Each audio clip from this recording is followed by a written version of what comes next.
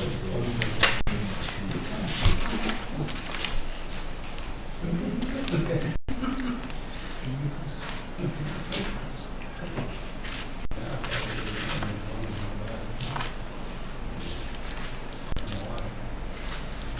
evening, everyone. Welcome to the special council meeting of July 31st. Before we begin, the District of Metchosin works to be increasingly mindful of its commitments to be a more inclusive government with its neighbours. I would like to acknowledge our neighbouring First Nation governments with whom we are committed to building stronger working relationships. The Shell First Nation and the Sick First Nation. I also want to say many thank yous to the firefighters, both Metchosin and Mutual Aid, who responded to the Souk Old Man Fire, and the firefighters that continue to keep the fire contained and keep us protected. With that, Council, before you, we have the agenda for approval. We've got 3 sets of pinks, so we'll put them in as number 4, new business, other business, the Cougar Creation Letter, Community Advisory Group, correspondence regarding the main entrance, the active transportation plan update, and correspondence on the main entrance. That'll be number 4. With that, I'll take a motion to approve the agenda as amended. So moved. Moved by Councillor Schuken, second by Councillor Donaldson. All in favor? Opposed? Carried. Moving right along to the Rising Report. This is appointment of officers and employees. That Council rescinded the appointment of Bob Pyatt as Chief Financial Officer, and that Council appoint Jeffrey Creek as Chief Financial Officer for the District of Metchosin in accordance with Section 149 of the Community Charter, and that Council release this resolution to the public. Moved by Councillor Donaldson, seconded by Councillor Amp. Questions? Call the question. All in favor? Opposed? Carried. With that, I'd like to welcome Mr. Jeffrey Creek, our Chief Financial Officer, to the District of Metchosin. Welcome.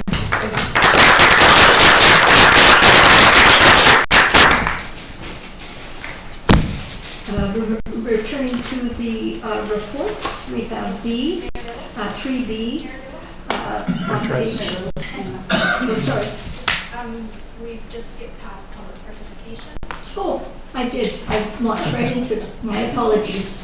We'll backtrack here and go to, thank you, Ms. Hanson. We'll go to public participation. Sorry about that. If members of the public wish to speak, you have 4 minutes. There's a light in front of you that will blink with maybe 30 seconds left, yellow, and red when your time is up. So with that, if anybody wants to speak, state your name and your road. Jim McPherson, Eagle Tree Place. Thank you for the opportunity to speak. At the last regular council meeting, council had decided unanimously to put back until the fall further discussion about the village plan and the entrance to the old school, even though it was acknowledged that that discussion would cost $17,000. Council has brought this matter forward to tonight. The council report submitted is the same report that was presented at the last council meeting, except that the dates have changed. What is new that the matter has been brought forward to tonight? And brought forward in the middle of the summer, in the middle of the holiday season, at a time when opportunity to participate is somewhat less than other times.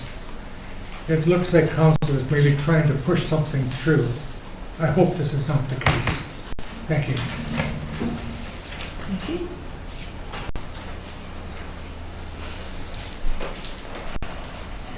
Barb Swatsky, 4713 Kabir Road. Mayor and Council, I strongly oppose the construction of a new front entrance for Metchosin School, an unnecessary bill that I doubt not one taxpayer in the community has ever requested. Taxpayer, not resident, because taxes pay for projects, so taxpayers should have a louder voice than renters. At this time, Metchosin School does not need more money poured into it for unwanted projects. What it does need are tenants to pay for upkeep and utilities. The CAO should be aware how much the school costs taxpayers every year, so should concentrate his efforts on filling the empty rooms with paying tenants and taking care of necessary items of importance, such as upgrades to the school's septic system and better outdoor lighting. If council sincerely wishes to make the school more attractive, remove the mess outside the gym. It looks like an ICBC compound. If thousands of dollars are in need of spending on projects for the community, for heaven's sakes, buy some microphones for council chambers, something the public has been requesting for years. And if doors at the school are difficult to find, install signage. Thank you. Anybody else wish to speak? The microphone's working. I'm amazed. Wendy Mitchell, 580 Winnie Beach Road. I'll just read my little thing out here. On July 23rd, Councillor Gray moved an amendment to the request for the proposal of the Fire Hall feasibility section 141 to include OCP growth projections. Now, Councillor Shukin spoke to this amendment saying, quote, "I'm not going to support this amendment. The more I look at our OCP, I'm of the understanding it's very dated, almost backward looking, and we're going to go through a change next year. I don't want to be mired in a document that's hard to understand." That's at video 39 minutes. Every one of you on this council said you had read, understood, and supported the OCP when you were elected and standing for election. So what does this change going through next year? Why is Councillor Shukin going to be mired down by the OCP? What's hard to understand with our OCP? Perhaps this council should have a study group to refresh their support and understanding of the OCP. And where is the transparency you all complained about the lack of in the last council? How have you increased the transparency of council by having meetings at 2 p.m., 5 p.m., 6 p.m. in the middle of summer? And most importantly, what is this change next year that Councillor Shukin has let out of the bag? Does this change involve the OCP? I say shame on you. To where? Councillor Shukin, did you want to respond very briefly? Yeah, thank you, Mayor Little. The points I made at the last meeting about the OCP and being backward looking, I just want to reference a few points. So the date of the bylaw acknowledging the OCP comes from 1995, so that's 29 years ago. The population projections, that there's a reference to a 2006 census, so that's 18 years ago. There's numerous references in the OCP to it having to be updated every 5 years, and that has not happened. So those are some of the points I was trying to make in terms of the document being dated and essentially backward looking. Now, in terms of, and Ms. Mitchell might be right, that I maybe jumped the gun in terms of what changes may be needed. But we are, by provincial legislation, we are going to have to go through a housing needs assessment. And from that, we are going to have to make modifications to our land use bylaw and our OCP to address the gaps that are seen from that housing needs assessment. Now, again, Ms. Mitchell may be right. I may be presuming some outcome that isn't the case. But the one thing I do know is the housing needs assessment that was done in 2021 showed a gap of 131 homes. I'm not expecting that to be a big change from the one that's coming up. So again, those are the points that I'm referencing in terms of the OCP and what change may be necessary. And again, I agree with Ms. Mitchell. I may have jumped the gun. There may be some changes needed, but I think the likelihood is pretty strong. So thank you very much. Okay, does anybody else wish to speak at public participation? This is Nicole Shukin, the Long Road resident. I just want to give a few thank yous. First of all, to CAO Bob Payette. We had rock cliff, like a rock face on Upper LeBon Road, just sloughed off a couple of weeks ago. It threw rocks, like I don't know what the volume of rock was that fell onto the road. But that rock was really quickly removed. There's now a public road safety sign that's been installed. So I just really appreciate the speed with which that was responded to by staff. And I wanted to thank Mayor Little especially, and also all of council and staff, including paid and volunteer firefighters who put on such a great volunteer event earlier this month. The band was awesome. I was there, lots of people were dancing, so it was just a really great event. And I also want to thank council, those of you on council who voted to proceed with the feasibility study for the fire hall. You know, we live up at the end of LeBon. Our well runs dry every summer. We have no fire hydrant in the neighborhood, and when the Old Man Lake fire started burning and we were hearing news of the fires ripping through Jasper, it just really came home to me how in a climate emergency to short shrift an emergency facility and emergency services is just wrong-minded. So I think there has to be this balance between investing in emergency services and being fiscally responsible. So I felt like council did that. Thank you so much. Thank you. Anybody else wish to speak this evening? Good evening, Carol Carmen, 4278 Happy Valley Road. Good evening all. I haven't been to many of these meetings, but the word that keeps coming up is community. And community is the OCP is a pretty important way to go. And communities, by definition, are multi-generational. And so when we start talking about doors to a preschool or something like that, we got to think. One of the things I've learned about living in Metchosin for the last 35 years is that because we are within 20 miles of 2 universities, a community college, a capital city, and all the hereditary knowledge of multi-generational farms and First Nations, we probably have more knowledge per acre than any community of which I could think. And so what we need to do is make sure that all generations are welcomed and well attended, whether they're quote taxpayers or quote renters. Most renters pay part of the taxes too, whether they know it or not. Anyway, thank you all. Thank you. Anybody else wish to speak?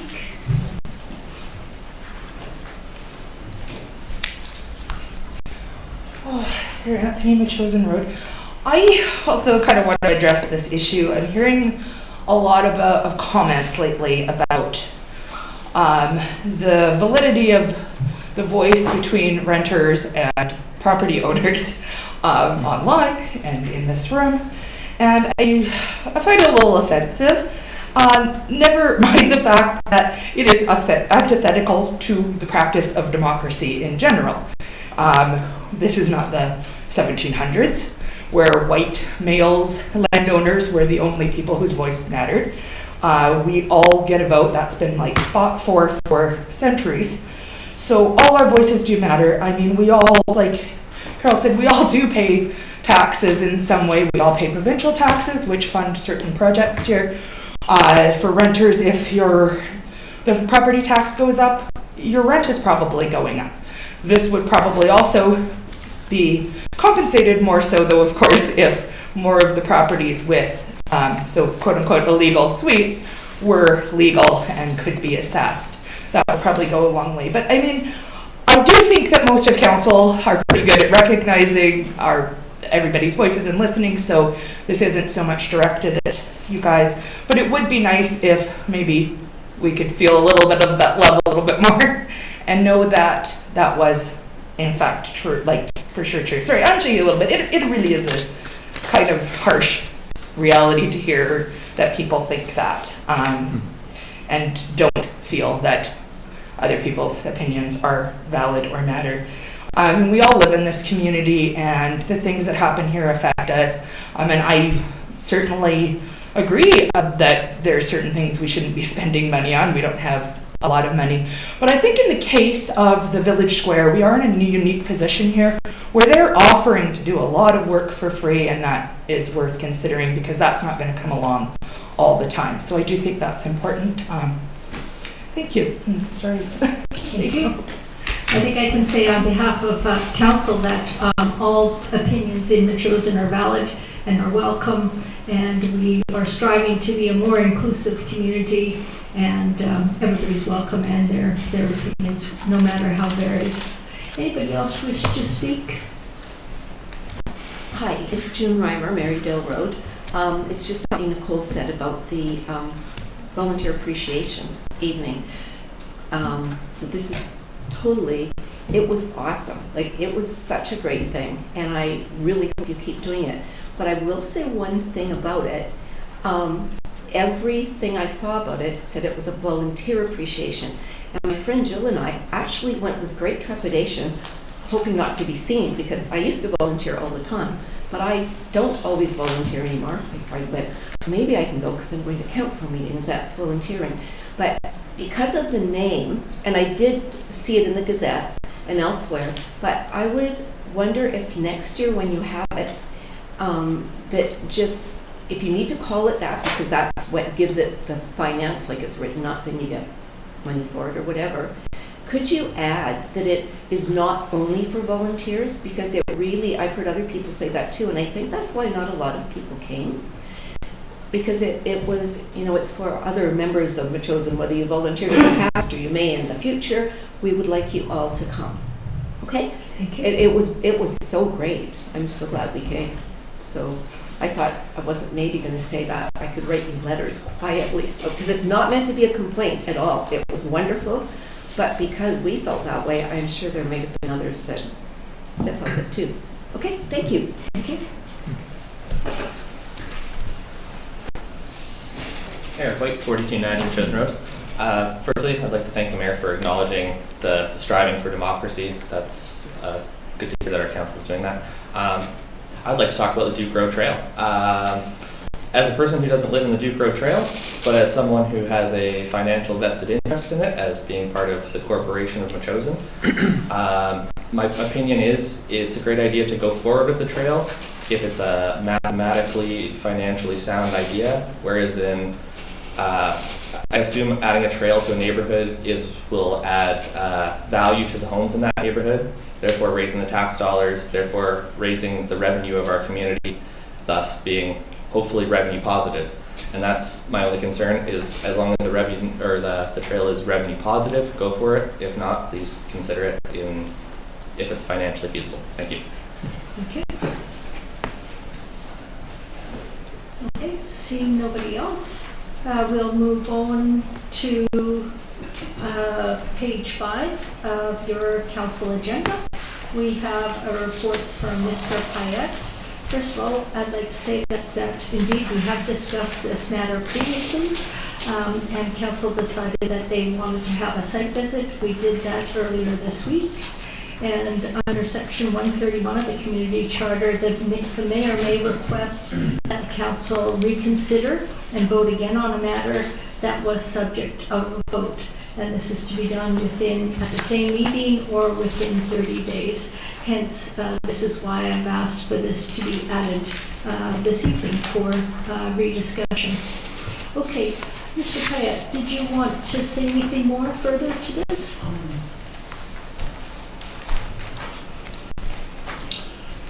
Okay, thanks through the chair. It's true that the report is similar. We moved the dates on it for the record. What isn't in the report is that council met on site to have a good look, touch and feel of the situation, get a perspective on site, which I thought was valuable. And also, subsequent to that,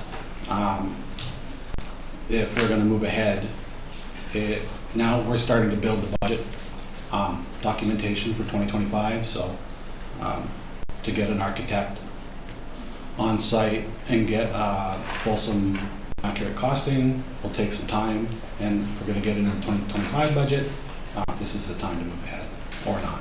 Thanks. Okay. Okay, great. Councillor Peck.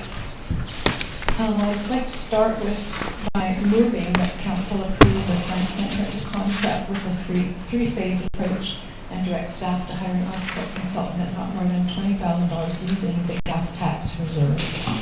This is a motion by Councillor Eck. It's seconded by? I'll second for discussion. Thank you. Seconded by Councillor Shuken. Councillor Eck, go ahead. Yes, well, I did mention at the last meeting about all the money that taxpayers put into the West Shore Parks and Recreation, which is a wonderful facility with just an endless variety of things to do. But there doesn't seem to be too much concern there about that facility breaking even or making a profit or being economically viable, because it is a community service. And that's what I feel that the school is as well. There's a lot of talk about trying to make it economically viable by getting it all rented. However, our staff right now is doing the best they can to try to do that.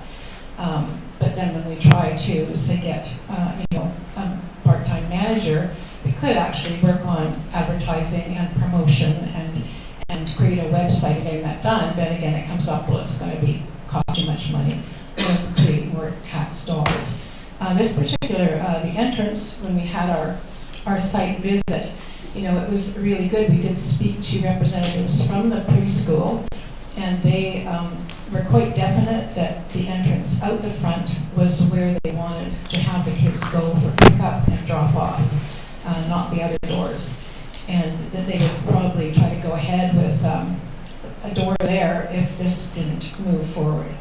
They do have the $17,000 grant, which may or not be able to be used for the district proposed doorway, but they are trying to get an extension for that.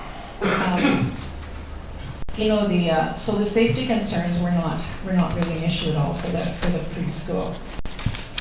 And to have a decent entrance at the school, I think is really important as far as in the promotion of it as a facility that people will want to rent and use on a regular basis.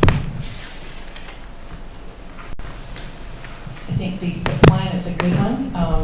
Now this is a brand new society that has offered a huge amount of money and time and energy to put into this that would really limit the cost to taxpayers of moving ahead with the whole entrance plan. I know they're new and it's a proposal, but we depend in Metchosin, we depend on other groups, we depend on the Equestrian Society to look after the ring, the Museum Society to look after the museum, the Community Association to look after Community House, and MACA to look after their facilities. So I think that this is a bit of a leap of faith, but I think they have volunteers to do the upkeep on the outside part of the square, and I just think it's a good proposal and a good opportunity for us to take advantage of money, because the other options for entrances also need quite a bit of work to actually get up to standard as far as ramps and entrance and anything that will actually look inviting. Okay, thank you. Councillor Shuken. Sure, thank you, Mayor Little. I've been giving this quite a bit of thought over the last few weeks, and thank you very much to staff for organizing the site visit that we did on Monday. One thing that really strikes me is that we should no longer act like we own and operate a school. It is something very different now, and we need a new direction that reflects this. So what we essentially have is a space that is both commercial, recreational, and an arts and event complex. And everything that I've heard over the last 2 years regarding the school is a desire to move ahead, to turn the page on an unclear and disorganized past. And this is evident by 2 points: that we need more revenue from the school, and we need access to the school, as in even being able to play pickleball in the gym. I'm seeing the development of a new entryway as a continuum in the evolution of thinking about that building. It is no longer a school, and it is a community asset that as yet has unrealized potential. So we need a specific point that welcomes people into the building, particularly the gym, and allows for an actual clear passage through the building. So if we don't invest in that potential, I fear we're going to be just mired and stagnated and moving essentially toward where we've been in the past, an unclear, unorganized past. So is it the right time to begin planning for a new entryway? And I would say yes. Like I said, there is a broad community desire to move ahead with the building. We now have a group of volunteers who have organized themselves and put forward a valid proposal to work in coordination with the district. We have a solid body of reserve funds, including a gas tax and the Growing Communities Fund, which has seldom been accessed over the last many years, a decade perhaps. Should we need those funds? There's a solid base of reserves there. Also, most importantly, we have a community that is expecting this building to be something more than it has been in the past. And I agree, there is the option of doing nothing, but I worry that this is a path to, again, stagnation, of limping along and having the same conversation year over year about why the school is underutilized and why it's costing us so much. So I'm going to vote in support of this, and I say let's move ahead, realizing the potential of the school. Thank you very much. Councillor Donaldson. Thank you. I was very appreciative to be able to do the site visit with my colleagues and some other community members, and to note that the amount of work that has already gone into the school by the various grants and funding from residents of this community. We bought the school at $1.5 million. We have put in one grant was almost $1 million. We have consultant fees upwards of $80,000 to study it. We had a company in there named Instinct who did a lot of work for us as well. That is in thousands of dollars in lieu of their rent during the time. Floor, painting, beautifying, it is ready to go. The doors are new. There are some accessibility, quite a few accessibility issues that need to be dealt with. We've done a tour, a group of us with the CAO on that. Those are things that I think should be at the forefront before an entranceway. There are several entrances to the school, and as I said at the last meeting, safety is a strong issue. To have children going out into a parking lot, it doesn't seem reasonable to me. I think that going out to the side of the building, which I believe is the west, it's not far from the classrooms actually, to the field where it is fenced, they would be escorted as well. That is reasonable. The Handy Dart would be needing space to come in the courtyard area or the parking where MACA and the pub is. They need an area of trajectory to move through that. I've never heard anybody so far say anything about the Handy Dart. Accessibility is important. I'll say again. It does say here in the report about upgrading the septic. We are aware of that. There's some drainage issues. We're aware of those. We have no idea what these costs are. And the outdoor lighting. And those are the things that I'm hoping we will address in the next budget. In the last budget, when all of us were asked by our CAO if we had any ideas or projects in the future, near future, of to put some of our surplus monies to, because we had excess this year. One of the things that I actually requested was wayfinding signs. Anytime you come here on a Sunday or when there's events going on, people know to come to Metchosin, but they do not know where parking is. Then we have festivals in a parking lot, so people are displaced. We have a big green field there, nice grassy field, that could be used for festivals and such, and parking used for parking.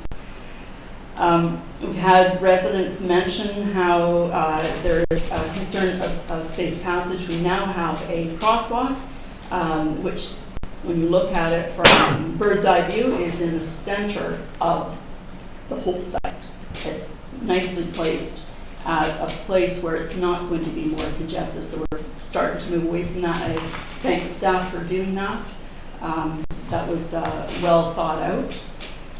It is clear we do need commercial tenants. The commercial geographic of the building has shrunk over the years. We have 4 classrooms to be able to rent out. We have a gymnasium that can be rented out. Anytime I've gone into a hotel or a convention, there are signs. You go in a building, they tell you which way the rooms are, where to find things. We have the ability to put a map out to say you are here, where to find places. Again, a wayfinding sign out the front to say what is actually on the property, where the accessibility parking is, where the accessibility ramp is, the washrooms, where certain businesses might be, and those things can change. But to have people come to this community and not know where to go is not welcoming, whether it's the market or the school. So we have spent almost $3 million on a school that's still half empty. We need to be revenue generating, we need to be fiscally responsible in that regard. I don't see us, we've got right now in that one classroom that is yet to be refurbished, all the flooring has been purchased. It is sitting, waiting to be installed. So that is like the last little bit that we need to do for a while. The doors are up to code. Yes, we still got to do accessibility, but I believe that we should not be putting more money into this until we start generating. This year in the budget, we've invested $187,000 and change just to keep the doors open. That's not money coming in, that's costing us. So the taxpayers are paying for that, and I think they'd like to see a return on their investment. So I will not be supporting this motion as read earlier. Okay. Thank you. Does anybody else wish to speak? Councillor Gray. I had a couple of questions to the CEO through the chair, if I might. I really like the Village Square proposal, and I'd like to support that. But I was wondering, I certainly appreciate the offer of volunteer labor and the ambitious $22,000 fundraising from the society wants to put in. But Mr. Pyatt, the startup cost of $3,000 that we're being asked for in cash, what would be the source of that funds, those funds? Say that again, what The proposal is for the Village Square is that the district have capital expenses of $3,000, and I just wonder where we would source those funds. For the Village Square? Yeah. We would support with $3,000? Is that what it says? That's what it says, yes. It would come from the funding that was approved for the facility during budget time. So there's, I'll have to go by memory, operating budget money for minor improvements, and then there's a capital amount for $75,000. Yeah. So it would come out of the $75,000 amount, Well, figuring? 3,000 is not really capital. Got It's it. more minor, so I'm not sure. It could, depends on Great. how finance decides to. Yeah, we're putting in $187,000 per year to keep the lights on at the moment for this year. So that would be an additional three. The problem is, I guess it's in the budget's in the negative, so there's no money to pull from anywhere. And that's why I was wondering where the 3,000 would come from. In other words, in the school budget vote, there's not any more money. It's actually, so we don't know necessarily. Pardon me, don't understand? I'm not sure what you're asking. Oh, well, the budget requirement, just for the Village Square, I was saying I support that, I'd like to see it happen. It's $3,000, just wondering where the money would come from to pay for it.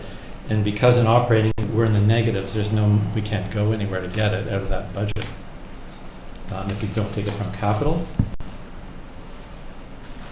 That would Well, come we can move on. I was wondering if we had the money. Councillor Gray, that would be in the next budget discussions in the capital expenses. So we'd look to next year, and it wouldn't be capital, the CEO just explained it would be an operating budget cost, because it's too small. Operating. The other question I had was that we would likely, I think you were saying we'd likely be wise, and I agree with you, to budget the amount for maintenance, which is about $10,000 a year in the proposal. And so that would be next year, and that would come up in next year's budget as well, I imagine. So we'd look for $10,000 additional, and that would be tax revenue, I expect? Yeah. Yeah. It would be in the operating budget. Yeah. Then my final question was the one about the $75,000, and I sent a note earlier today. What's on the list? We'd committed $75,000 additional for necessary capital expenditures this year at the school. And I remember the septic tank is at the end of life, the tank itself, and we're looking to replace that. Were there other costs in the $75,000? We spent $45,000 at our last meeting. Yeah. Or, sorry, $30,000 at the last meeting, so there's $45,000 left of the 75. Yeah, I have a little list over there. I'll just grab it. Thank you. Yeah.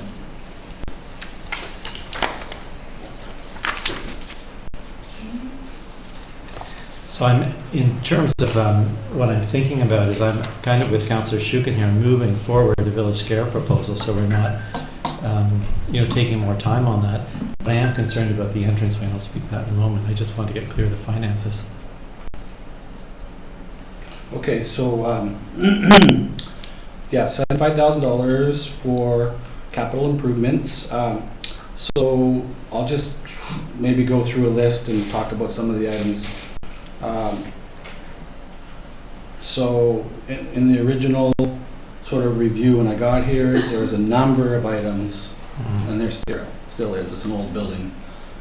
Recall that Chris Vander Water had done quite a good job of listing, long-term, short-term, and medium-term maintenance required. And so gleaning from that and some of the work that our staff have done looking at the building, the upkeep of that building is not going to happen overnight. It's going to take a number of years to get it up to, something that we would consider new.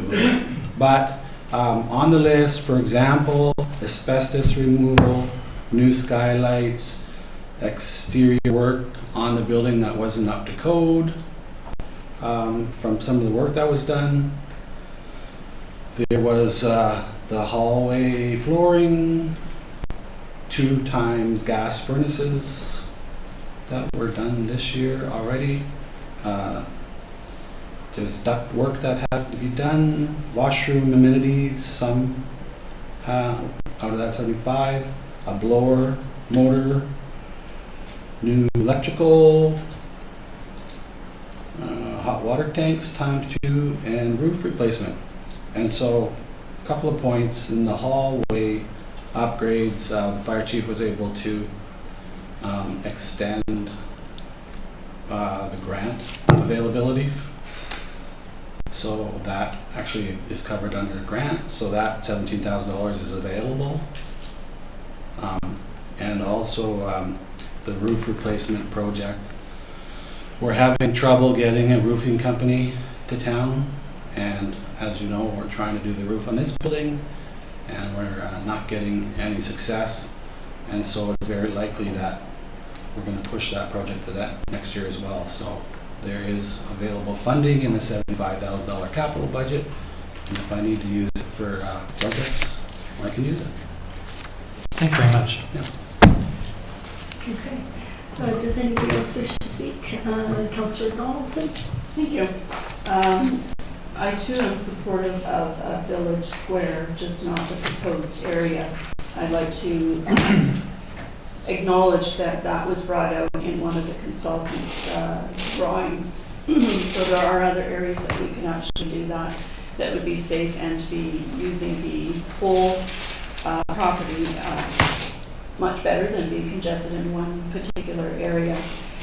When we did the site visit the other day, when I was approaching the building, I could not see and this was after we had done the tour, but going back and looking at it, I could actually not see from the street where the entrance would be, because it almost got camouflaged behind the patio area of the pub, just the lineage of it. So it's not highly visible in that regard. It also would be going into an area we've already put money into. We've put the new siding on, we've painted it, we've put brand new windows in. That all came out of the $1 million grant for the gymnasium, kitchen, and washrooms. So it would be unfortunate if we're putting good money after that. I would like to learn more about the Village Square Metchosin Village Society. As Councillor Eppa said, we have quite a few different societies and user groups, and when they do come to us for supporting a project or funding, they generally show us their finances. And we've not seen that thus far with this group. And I don't know actually who's in the group. I know 2 names, but I don't know the others. And in forming a society, there's a minimum of 5 directors. So I'd really like to learn more about society and what their, how their bank account looks and who they are. It would be helpful for us to have that familiarity.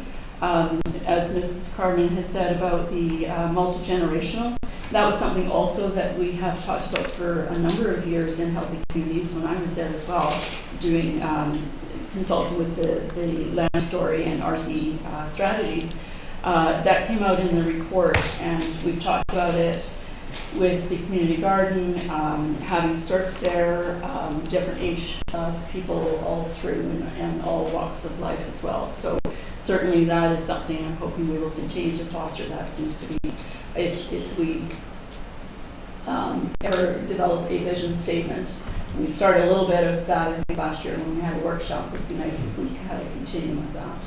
And that was in the report as well as some other consultation with our residents. Seems how it's their investment, all residents. Okay, thank you. You've all made some very good points. I'm looking to support this because I want to look to the future. I'm told that we also need, there is an appetite for some small office space.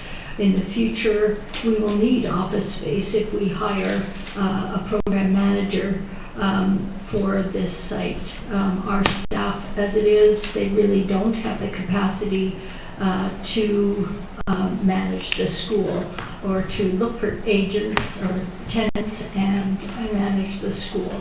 But I do think that some compelling arguments have been made for this proposal of the main entrance in the village square.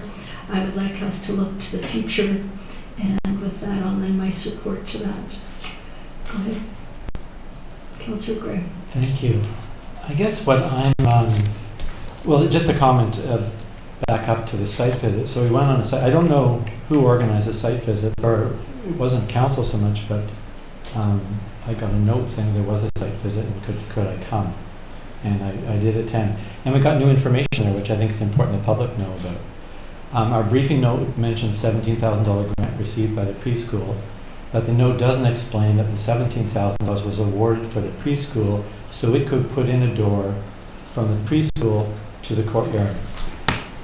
And when we attended and spoke to, Shannon Carmen was there, Mike Vandewater and Aaron Vandewater, we learned the preschool's okay to put in their door, but this new idea came up about maybe don't do that, put in a door that went through the classroom that's currently part of our commercial space, and that would lead directly through to the gym. And the preschool's interested in doing that, I took from the comments made, but that they don't know whether the $17,000 grant, as Councillor Epp was saying, could be transferred over to us to do this other door. So they're not sure about that, but they're checking it out, which is great. They also commented they're checking it to see whether it can be extended. And it sounded like the timeline for putting in that door was December or next summer, because they put in when the kids weren't there. I wasn't so sure about why we were meeting about this today, because there's a number of things up in the air, and of course our budget process doesn't start till a little bit later in the fall. But anyway, looking at the need question. So I'm sort of a big supporter of the school being there. I like the idea that we own, operate, and maintain the school as a public asset for our community, as Councillor Shukin is talking about and others have said. But I am concerned about the finances. I ran over those at the last meeting, and really we're quite extended on the school right now. And I'm not interested in spending more money without a plan and a defined need for the spending. When I look at the need, I think it's a neat idea putting it there for sure. Nothing wrong with the idea. But I think the justification is lacking. So what I'm understanding is the gym would be easier to rent. And then we heard at that little meeting that we had at the site that no efforts have been made to advertise the gym for rent. So we don't actually know if anybody, so we're missing evidence, like an evidence-based decision making. This is conjecture. I understand we have not heard from potential renters on the topic. So it's an idea that would be easier to rent. I think we heard that there's confusion by gym patrons accessing the building. And we could, or we should, put some signs up above the existing doors, low cost. It wasn't that long ago we went through a budget process and we heard a lot of people saying, could we please keep our costs down? And right now, as I say, we're putting up almost 187 grand a year into the school, $75,000 capital this year. If we don't get the commercial space rented, that's $75,000 a year on top of those numbers. So keep our costs down, put a sign above the door. So the door that's closest to the road, highly visible, easy to see, a sign could go there that says gym entrance. Or another sign, Councillor Donaldson seeking on the side door, gym entrance. Pretty easy to see from the parking lot. So gym would be easier, I'm not so sure. Confusion about the entrance, well, low cost expenditure could fix that in a moment. And then the proposed location of the door, the main entrance, is easier to see. Well, actually, I agree with Councillor Donaldson, it's not so easy to see. It's off to one side at the back. It may be hidden from view if Mile Zero has its umbrellas up in the patio. So I'm not convinced of the need for the new doorway at this time, although I very much appreciate the idea and the volunteer energy behind it. I'd like to move forward with the Courtyard Village Square program, which doesn't require a door. And I feel like we're kind of overcomplicating the question of getting that Village Square going, which is such a cool notion. Okay. Does anybody else wish to speak? I just want to go back to the question of why now. And to me, I believe that this is a fantastic place for an entry point. I don't see another alternative for that kind of, like in the time I spent with the school, and especially after the site walk. In terms of why now around finances, I think we have a volunteer group that is willing to lend a hand to this. And that, in terms of actual fundraising, boots on the ground, I think is actually going to realize some savings. So we've got that momentum now. And I think we should build on, the momentum that we have in terms of revitalizing the gym, but also the mobilized volunteers that we have as well. So again, notwithstanding Councillor Gray's comments, I think now is a good time, and there's some financial reasons for doing so at this time. Councillor. Yeah, well, I agree with that, and also that particular area for the entrance, if you look at the map about the Village Square area, it does have a path that goes, it'll be sort of blocked off across like the front area there that goes across from the front of the brewery to the other part to the Maca part. So, and that's going to have planters and so on, and they have a path on the map that winds around and will go to the main entrance. I think that will be once it's done with the planters and so on, will be quite visible. The entrance in that spot is, to me, the ideal location because, for one, it goes straight through to the gym without having people or kids or anybody going through. Hopefully, it will be a commercially rented area on the other side. It's also will be more easily accessible to the Seniors Association and to the Art Pod and Maca Park, as well as the other side. So it just seems logical. Councillor Brett? Just on that final point, when we were there, I asked a number of times, there's fire doors that don't have handles on them. So if you go in through the main entrance as proposed, you turn right to go to the senior center, you can't go through that way because the doors will be always closed and only open from the other side. So it doesn't provide an entrance to the Maca side, I don't believe. When I spoke to the fire chief, and we were all there on that issue. As to the timing, I'm struck that this year, and I think, Mayor Little, was this the first time ever we had a strategic plan? We wrote our strategic priorities. And I refreshed on it today, develop a vision and effective management plan for the school, find a new commercial tenant for the Instinct training space, which includes the classroom, by the way, where that would be cut back. So I've got to ask the question, why set the priorities if we don't intend to follow them? We already spent the $2,000 you'd authorized to have the vision session. I don't think we've got a product from that. Should we really be planning on spending more money on the school before we do our homework?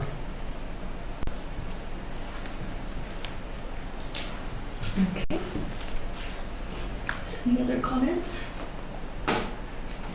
Okay, with that, I'll call the question on the recommendation that council approve the front entrance concept of the three-phase approach and direct staff to hire an architect consultant at no more than $20,000 using the gas tax reserve. All in favor? Those opposed? Councillor Donaldson, Councillor Gray opposed. That motion carries. Moving on to... Sorry. I wonder if we could ask CAO, Mr. Payette, if he could bring us back at some point a report or comments about the engagement with the Village Square Society about the development of the Village Square. And I recognize that the entryway is probably going to have to be constructed first, but it'd be interesting to just keep the momentum up on the Village Square as well. I wonder, Mr. Payette had mentioned if we approve at the last meeting, if we approve the architect, that means we will be, and we could ask for clarification, bound to approve the budget later, which we don't know the dollar value yet. I wasn't just clear of those comments what that meant. CAO Payette. In other words, did we just decide to carry through to the end regardless of the budget amount? So tonight we're approving up to $20,000 for the architect. And then we'll get a fulsome understanding of what the costs are for the concept and that will come forward to council in the budget process for 2025. And we could decline it then if it was too expensive. That's correct. And this is 7 times more than the estimate in the proposal from the Village Center Square people. Yeah, thank you. Okay, thank you. Okay, moving on to items 3C, Rogers Communications, it's a verbal update from Councillor Eck. Go ahead, thank you.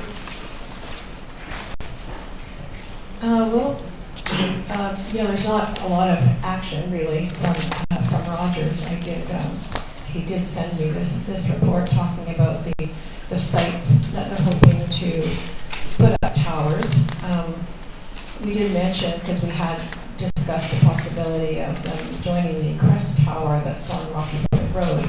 However, he said, in their opinion, because that particular one won't connect up to other Rogers or TELUS towers, that it wouldn't really be feasible. They have one that they're working on right now, which is near the Albert Head area. It's right pretty much on the border of Colwyn and Metchosin. And so that's his word, as he said, a site we're currently working on co-locating our equipment on an existing cellular tower alongside TELUS. And I said this site would have an impact on increasing cell coverage in the Albert Head area. The other tower is, what they're trying to find is land to put up one. It's basically in the Olympic View golf course area. And they would be, hopefully if the word would spread, if there's people there that would be interested in having this tower, which of course they do pay for, and monthly, I think. And so he said that area would be an essential location to provide coverage in the chosen area and build further sites to improve coverage along the areas right now that really aren't getting any coverage. And then the other one is another, I don't think it's really going to affect us, but it's sort of on the far side of Royal Bay. His comment about the one near Olympic View, he said it would be extremely helpful to cellular connectivity in the area, and we can discuss how Rogers can support site location, through presentation to local council, a letter, or finding time to visit the community. I have spoken to him about possibly coming with information, like they're in Vancouver, coming with information on Metchosin Day, and maybe trying to drum up some ideas about location there.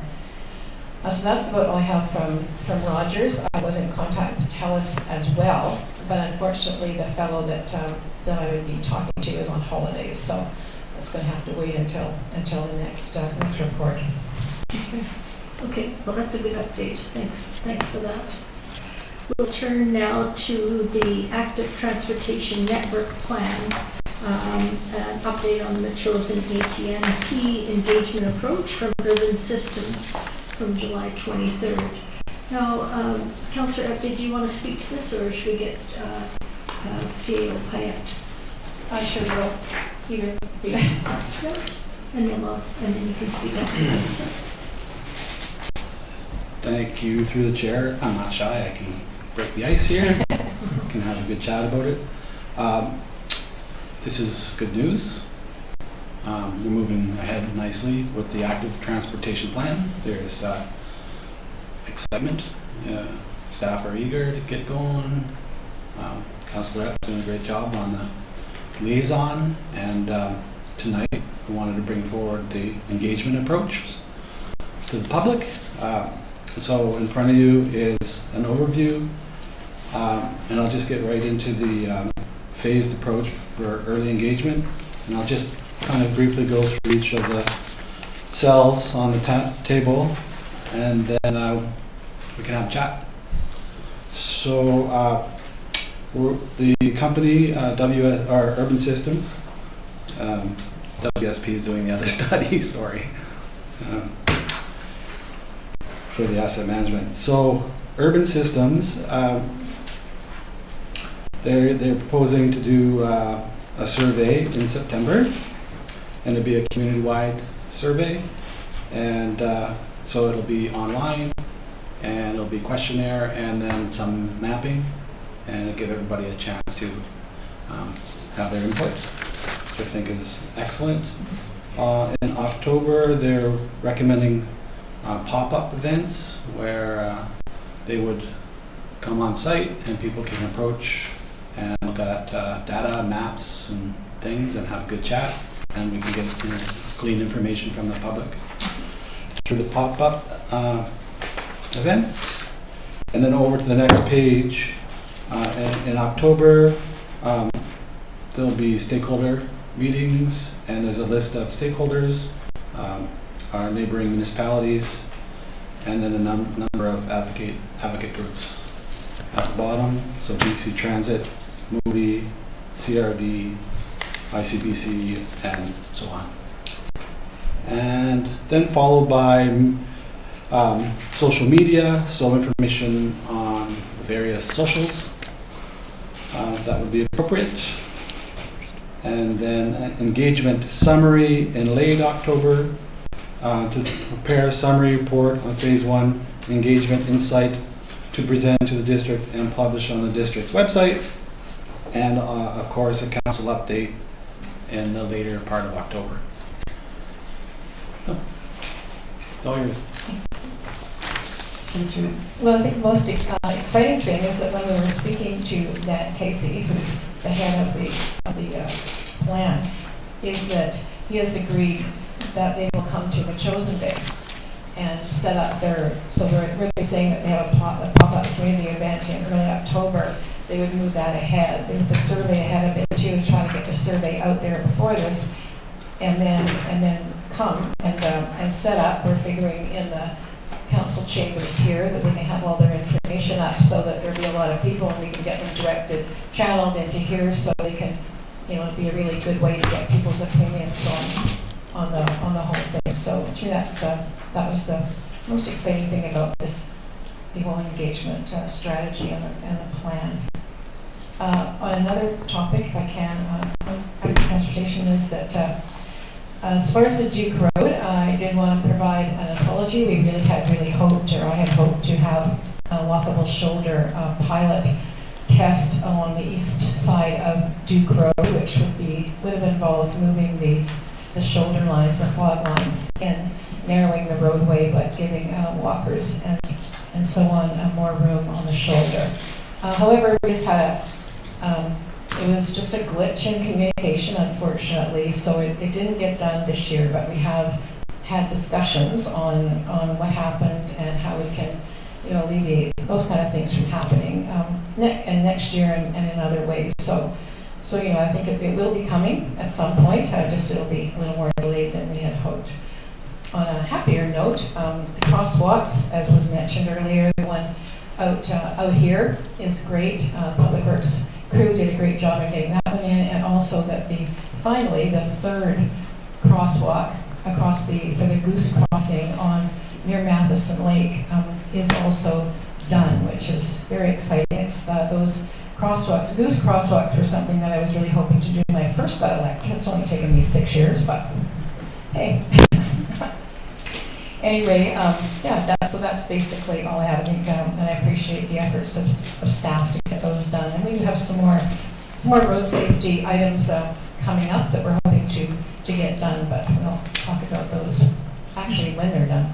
Thank you. Okay, good job. Councillor Epp, then Councillor Donaldson. Or sorry, Councillor Schuck and then Councillor Donaldson. Okay, Councillor Epp, thank you for the update. Mr. Payette, thank you for the update.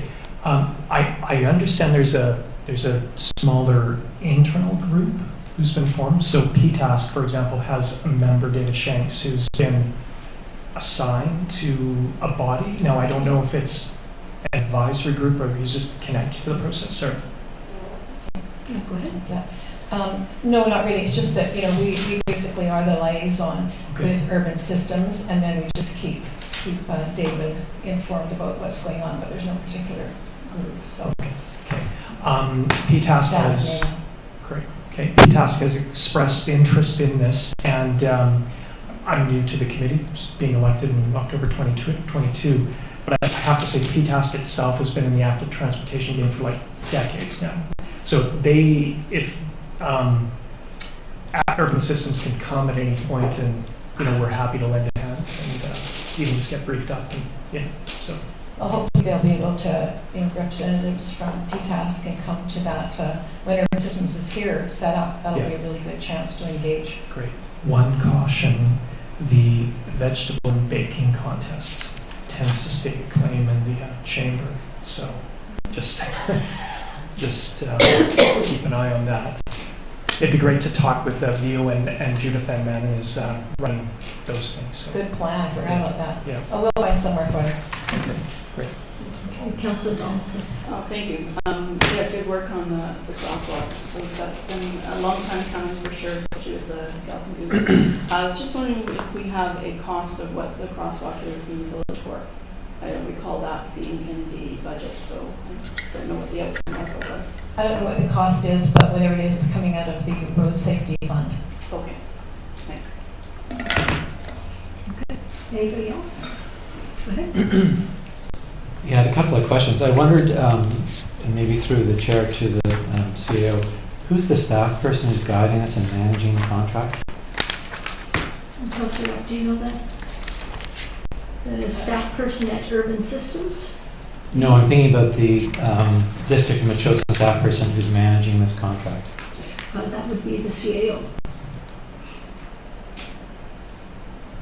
And so is Mr. Payette then the staff person? When it goes through the document, it talks about all these different jobs. Is the planner involved, or I mean, it's a planning job, so I sort of was thinking the planner might be the staff person, but through the chair, may I ask? I would think that the CAO would decide based on whatever information that it would be the planner or himself. Thank you.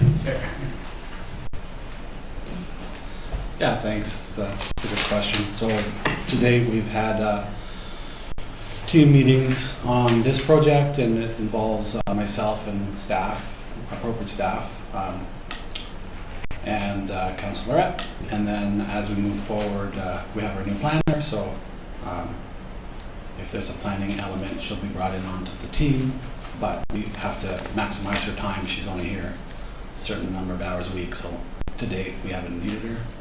But as we get closer to the time, I'll engage the planner, and so myself and Public Works Supervisor and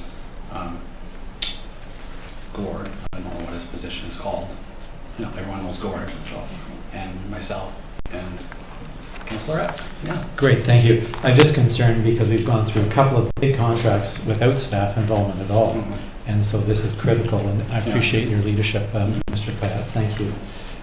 Then, when I look at the first set of first boxes, I guess, about the community-wide survey, Urban Systems would prepare the survey, and I think we've learned now, or I've certainly learned for the climate survey and looking at the agricultural survey, we need to have somebody in the district have their eyes on that survey and approve it before it goes out.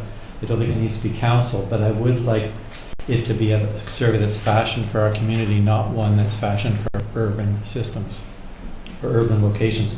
So if we might amend this just a bit to say that you or somebody would be involved to make sure, maybe the committee you've just talked about could be involved to review it. I'm kind of thinking of things like making sure there's emphasis on biking, walking, rolling to bus stops. I don't know what's in the plan, what would be there, but in an urban setting, rural setting, that's terribly important for us. Or things around the schools, both the Hans Helgeson School, where trails have been proposed in the past, but also the Montessori School. And then we heard on the Duke Road East Trail, a number of people spoke about that, saying when the bus comes to pick up their kids to go to school. So I'd like to see all those things wrapped in, and hopefully Urban Systems would have that all nailed, but I think someone's review of that would be a good idea. Sensible? Yeah, I agree. And this isn't Urban Systems' first rodeo. They're experts, for sure, but there is a certain nuance to be chosen, and so for sure we'll have local input on the questionnaire. Thank you. Another question I had was, and perhaps this goes to somebody else, but if we flip the page, it talks about stakeholders. Surely the public is the biggest stakeholder. What's meant by that? It's just a list of people to talk to, I suppose.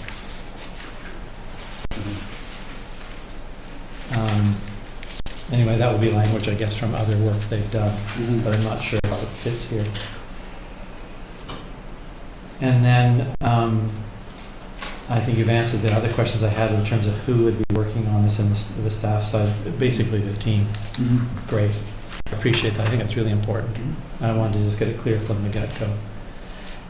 Thank you. So I had a comment about the first issue there, community-wide survey. So if we plan on a community-wide survey, and I've just gone through a whole experience at the CRD with the water board about a survey that we put out, there's a real problem if we just put it on the web and put it on Facebook and tell people come and answer a survey. We will have a selection bias. So whoever chooses to answer that or happens to see it, then they may respond.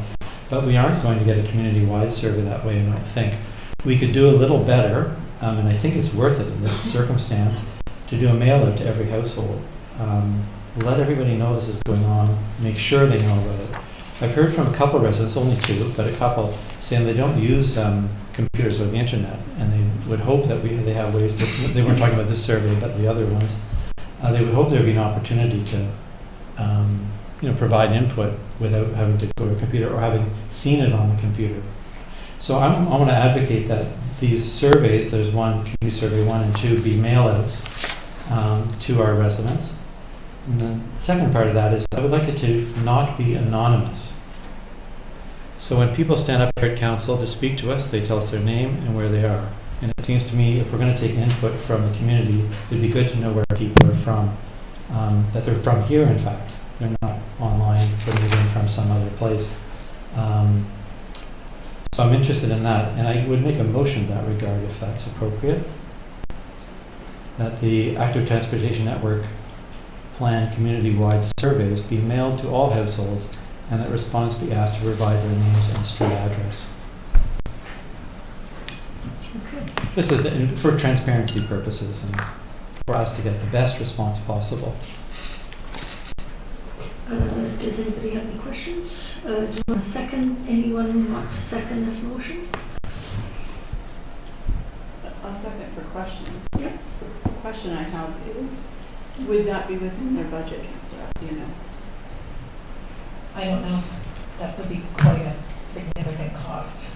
I recently contacted the Muse about putting an insert in, and although I recognize that it goes beyond Metchosin, but we had, you put your name as to where you live, that was actually quite cost effective. It's just a little over $200, so it'd be interesting to have that conversation. It's also how they would get the responses back. Like, do we have to send another, self-addressed stamp envelope or whatever, or it's. I'm thinking not. Simply, a letter that goes out can tell them to enter it online, even just that we reach them by contact, and then they know they can come in and drop off something here.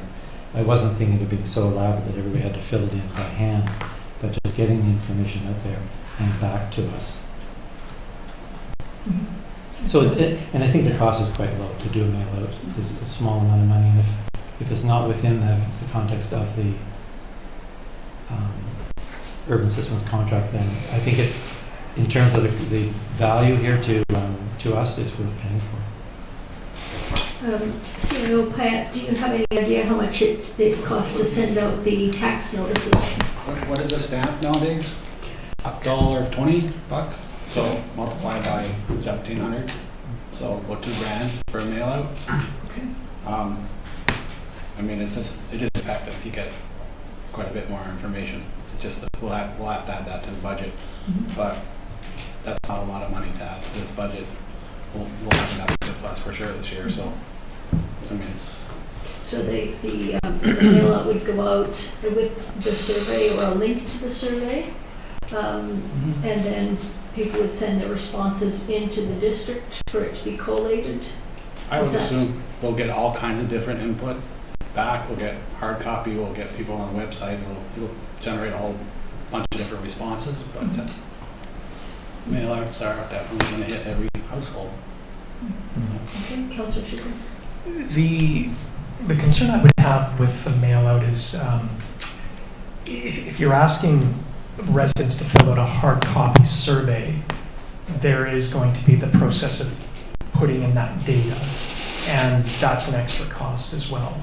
I would support an insert in the news or advertising.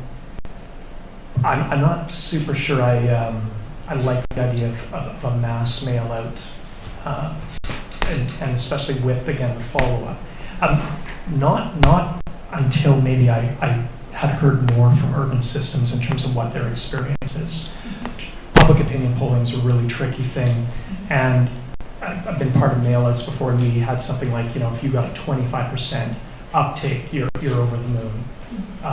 So it might be a little different in this community, but yeah, I'm not sure it's the best use of funds. So. Okay, Councillor Dow. Yeah, I think I'd like to speak with urban systems about the process, because as Mr. Payette said, they have done this many times in various different urban and rural communities. So I think they probably have the best idea before us just going ahead and doing this without discussing with them. Yeah.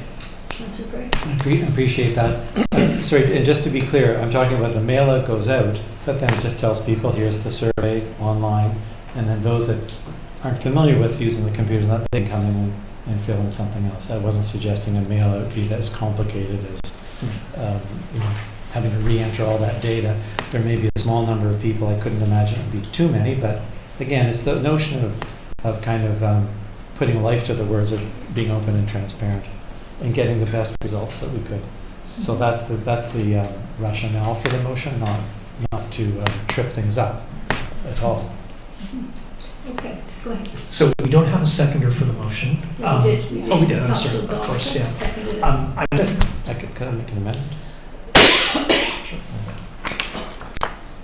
I can move an amendment to say following discussion with urban systems. I'm going to call the question on the amendment then.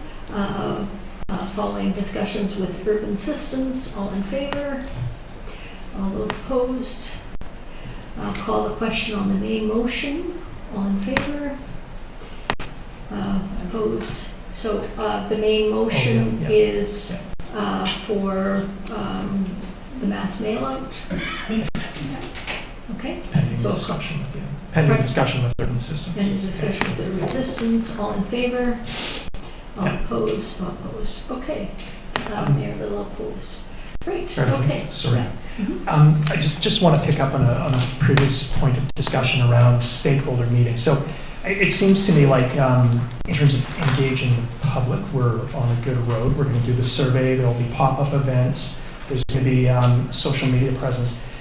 But I just want to flag one thing. I think a key stakeholder missing on this list here is Parks and Trails Advisory Committee. And I'd sure be great to add them, because I feel like there's their knowledge and experience of trails, roadside trails, or parks, just is an invaluable asset to contribute to this committee, to the initiative. Yeah, absolutely. I think that's really important. Yeah. Councillor Dahl. And would we also include Shannon First Nation? It's on the bottom. Is it, okay. Oh, there it is, sorry. I just didn't see the windows. Did you want to make that motion, Councillor Shuken, to add PTAS to the stakeholders group?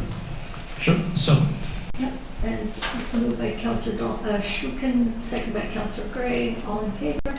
Opposed? Carried. Great. Okay. I'm also aware of a group on Salt Spring Island who apparently have really similar situation to we have, which is skinny roads and all that stuff. They're called Island Pathways. So maybe we could just commend that to Sherry, the Councillor, that they're worth talking to. I don't know if they need to be stakeholders, but Urban Systems may well know them already. But they're in the same struggle we're in, which is not much in the way of pathways for people to walk on. And they've been working on it for quite a while now. Okay, thank you. The other, Yeah, go ahead. the other question I had was, again, Liz, looking at how we're managing things. The pop-up events, I think there's some utility if again, this is just an idea to pass on to Urban Systems, but we're going to do, or there's going to be a pop-up event tonight with, or pop-in, pop-out? community input session. Yeah, this evening, same, which is what I think these are, community input sessions. And it sounds like it's a neat setup. So there's, if I take it properly, a facilitator, and then residents can speak to the issue or ask questions, and everybody will hear the answers together. So it's kind of an efficient way of working. And I'm just making a suggestion to the Urban Systems that maybe when they do these open style events or the pop-ups, that they consider the notion of a single microphone so that they can get, everybody can hear the question, everybody can hear the answer, as compared to everybody getting different questions and different answers. I think it will, I'm really impressed with what you're working on tonight, so I think it's a neat idea to think about in the future for this event. Again, that's just a concept for worth chatting with people if they like that. And then I had a final point, which was at the very end, we get to the council presentation where the draft ATNP comes forward. We have a lot of community input. I was wondering about the idea of when, let's say we get that back and okay, it looks pretty good, seems pretty reasonable.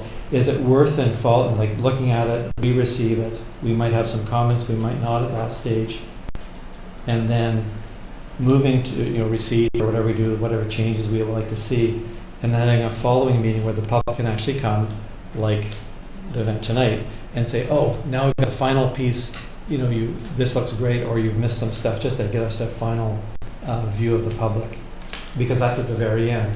They may have put in comments early on, but they'd see the package at the end. So that's an idea. Perhaps I can just make a suggestion for it tonight, that we think about that as it's coming to us. A way of getting we'll be in the public base in the same boat as ourselves and just getting a final look at it. I like the idea of what we're doing with the trail now, so it would rhyme. And the public would have two opportunities at that point, because it would come to the Public Works Committee, and then it would go to council. So there would be two opportunities. That's a great way to think of it. Thank you.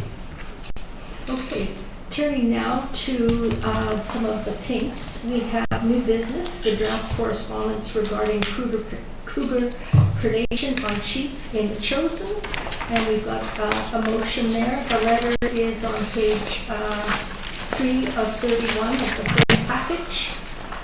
This is the letter to Honorable Cam Alexis and Honorable George Heyman regarding BC Conservation Officer Services and Kruger predation in Metchosin. Yeah, go ahead. Could you take us through who was seeing the letter and what their comments are and how it was developed? Yeah. I wrote the letter. I got some assistance from some friends regarding edits, and I sent this to both MIASC and to the Agricultural Committee. The chair of NIAS sent back a response he thought was great. We had one other member of NIAS that commented, and I included some of those comments. And then the Agriculture Advisory Committee chair also wrote back and said, it looks great. And staff have looked at it, obviously. Councillor Brown. I think the letter's fine. I just had one comment about it. It was the part that said delays in officers' response time often results in more sheep kills and the community on edge as to when and where the next strike will occur. I mean, maybe farmers are on edge, but I don't know that the community as a whole is on edge about the cougar strikes. I mean, it's fine to leave it in, but I just... Should I change that to farmers then, instead of community? Or the agricultural community? Agricultural committee? Yeah, because mostly they don't tell people about them to keep it all quiet, so it's not known in the public. Yeah. So is that okay with the agricultural committee? Yeah. Well, I'd be happy with that. Okay. Councillor Donaldson? I agree that it's important to farmers, but also there are residents. A neighbor of mine actually stopped by a cougar in February. So that's just one incident. Actually, it's interesting. My other neighbor above me had an encounter as well, but that was on a public trail outside of our particular neighborhood, where the cougar kill was the day we were doing our photo shoot. So neighbors and residents of this community are also on alert. So I think it's okay to keep it there, but certainly it is farmers that are antsy as to when is the next. So it's broad. Okay. That's great. Yeah, those examples aren't quite what we're writing about because we're talking about sheep kills, not if people are getting confronted by cougar, those need to be called in separately. So I'm sort of supporting Councillor Oak's change there. I wondered about something else just a little bit further in the letter.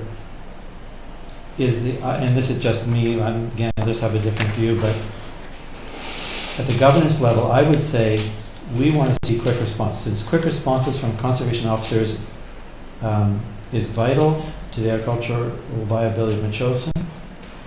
We'd like to see that happen. But telling them just exactly how to meet, like I say, we tell them what, and then let them decide how they get the quicker responses here. Because when I asked the question of the conservation officer, he said adding officers isn't going to help. It sounds like it's the matrix. It's a decision-making thing along with all the other priorities they've got. So I'd hate for them just to say, oh, no, we can't do that, and that's the end of our input. So I'd be more likely to mention the problem and what we think is the better response times, and then let them sort out how. Okay. Anyone else? Any comments? Okay. On the first page I can mention, it says hobby farms and grazing fields. I think it'd be nice if, because we're writing the Minister of Agriculture, we might say hobby farms, market gardens, and grazing fields, because that's our other big type of agriculture here. Down below it talks the impacts for small farmers on this, in the second paragraph, and I just crossed the word small, remove the word small, because it's actually our largest farms, the Buchanan's farm and the Mitchells, who have the largest number of kills, it seems like. So if we include all farmers, and don't just say it's the smallest farms, because they're not the ones that were written letter about specifically. Okay, Councillor Bowman. Yeah, I was thinking the same and actually eliminating the word hobby, honestly. Sure. Yeah. Okay. Yeah, it's a lot of farmers are not making a living. Like say maybe the Buchanan's Army, they're the largest producer on the island, and the pig farm also is the largest swine farm on the island. But the others are contributing. They're not making a living out of it. What I do is not a hobby. Okay. Thanks. Okay. I almost feel like we could combine some of the edits that Councillor Gray made, strike hobby, and I don't know if there's a place for small scale agriculture, but I think one of the words, I forget exactly what it was, I thought it was a good edit. Yeah, so, Okay. but I agree. I think good to remove hobbies. Small scale agriculture is good, and farmers is good. Okay. Great. The other thing that at the bottom of the second paragraph, it talks about habituation. And I think we heard that's not really clear if it's habituation or just opportunistic kills by these. I guess habituations means you don't kill it if there's a first kill. I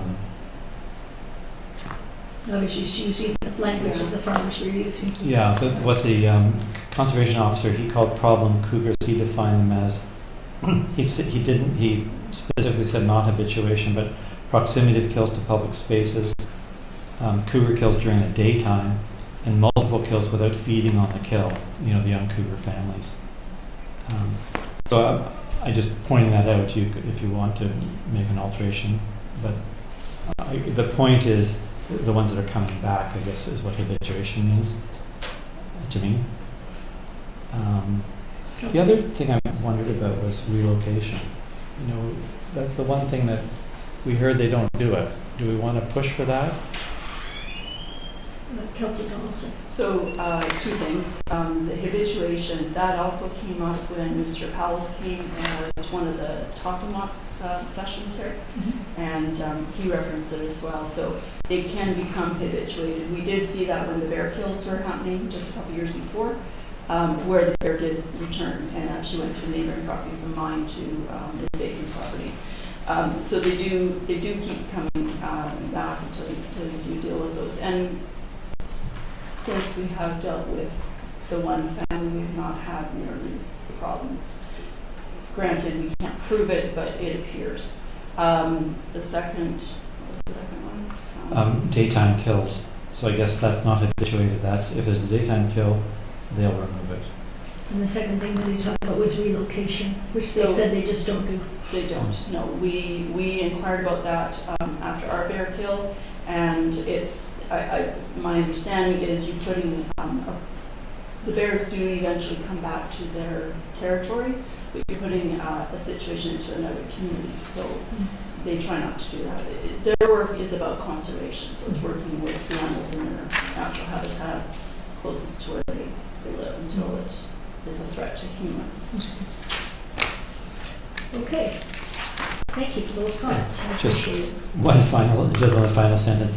I think we've already been discussing it with the staff of the minister, so it might be worth saying something about we appreciate the conversations we've had with the conservation services, and we welcome the opportunity.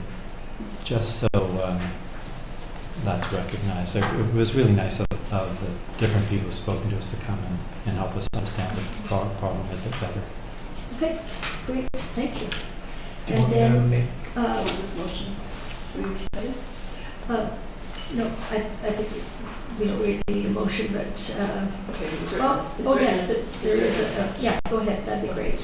That council approve the draft letter, including the input from the Agriculture Advisory Select Committee and the Environmental Advisory Select Committee, to the Honourable George Hyman, Minister of Environment and Climate Action Strategy, and Honourable Minister of Agriculture and Food regarding cougar predation on sheep in the chosen BC Conservation Officer Service.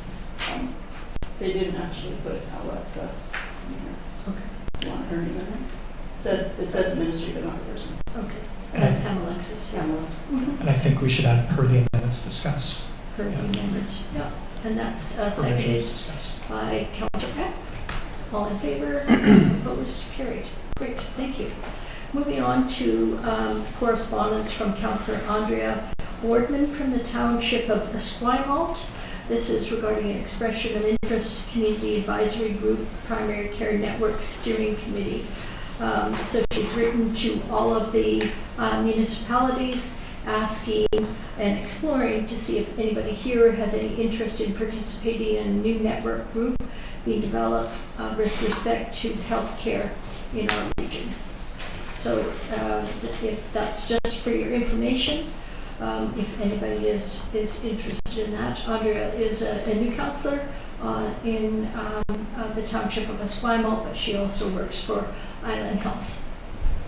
Okay. Yeah. I'd be happy to be involved, but I actually want to, but perhaps Councillor Epp would like to do it from Happy Communities, I'm not sure. Well, it seems like being a doctor, you'd be the logical person. It might be, it might not be. So who would like to do it? But you don't have to. If anybody would like to do it, that would be great. I'm fine if you'd like to be involved in that. It would be a learning opportunity for anybody, but I'm happy to do it if you'd like. Yeah, that's fine. Okay, well, I'll get in touch with Andrea then and say hi, and I'll keep it posted what happens. It sounds like it might be just a part of helping sort out how we might have input, so I'll let you know what comes. Okay, that's great, thank you. Councillor. Then we have correspondence from Miss Bonnie Boober regarding the front entrance, Barb Sawatsky, as well as Alvaro Yoakum. So we'll take that as for your information. And then we have the correspondence from Mr. Owen Clark regarding the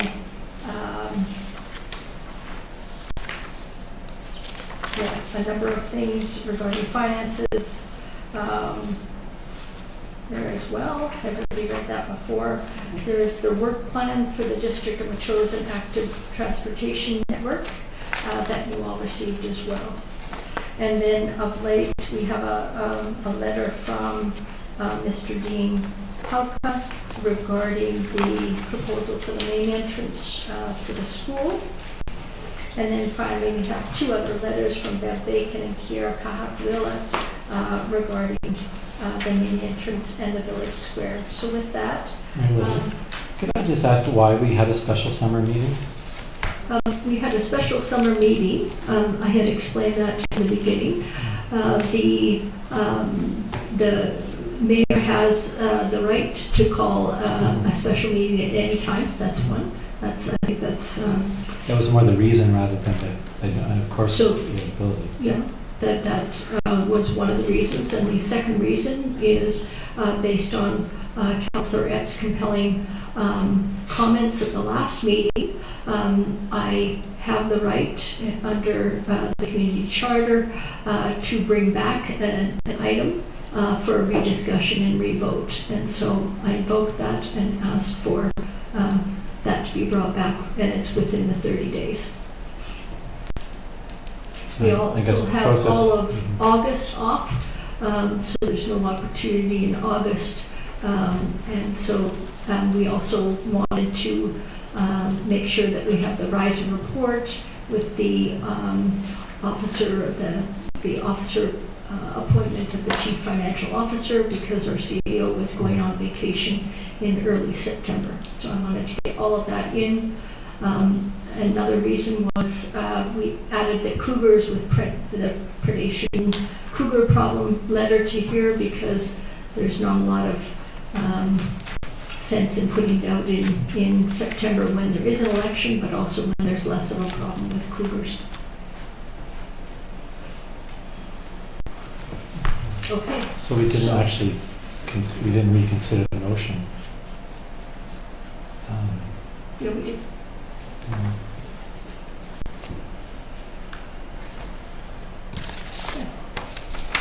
Okay, so with that, I'll take a motion to receive the information as cited. Moved by Councillor Schuppen, seconded by Councillor Epp. All in favor? Opposed? Carried. And I think that's it. Mayor Little, I would move adjournment. Moved by Councillor Schuppen, seconded by Councillor Donaldson. All in favor? Meeting adjourned. Thank you.